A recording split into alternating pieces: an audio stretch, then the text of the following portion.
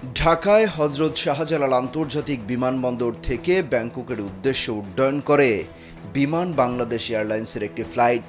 মিয়ানমারের আকাশে পৌঁছানোর পর হঠাৎই কেবিনের ভেতর অক্সিজেন কমে যাচ্ছিল।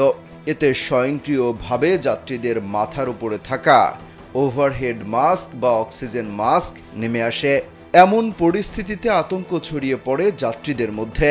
চিৎকার চেঁচামেচির মধ্যে শেষ পর্যন্ত ফ্লাইটটি ব্যাংকক না গিয়ে ঢাকায় নিরাপদে জরুরি অবতরণ করে। শুক্রবার দুপুরে ঘটে এই ঘটনা। বিমান সূত্র বলছে, ব্যাংককগামী ফ্লাইটটি বোয়িং 737-800 মডেলের এয়ারক্রাফট দিয়ে পরিচালনা হচ্ছিল। Vision hot and cool AC 4-way solenoid valve টেকনোলজিতে হিটিং ও কুলিং দুই মোডেই কাজ করে সমানভাবে। Vision hot and cool AC. এতে 133 জন যাত্রী ছিলেন। ফ্লাইটটি ঢাকায় জরুরি অবতরণের পর বিকেলে ওই যাত্রীদের অন্য একটি ফ্লাইটে ব্যাংকক পৌঁছে দেওয়া হয়।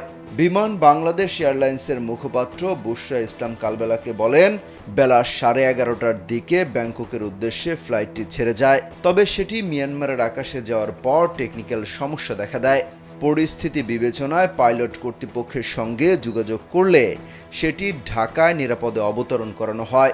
ওই ফ্লাইটে থাকা একাধিক যাত্রী জানিয়েছেন, তখন কেউ কেউ ঘুমোচ্ছিলেন, আবার কোনো যাত্রী জানালার পাশে আকাশ দেখছিলেন। হঠাৎ করে মাথার উপর থেকে পাইপ সহ অক্সিজেন মাস্কগুলো নেমে আসে।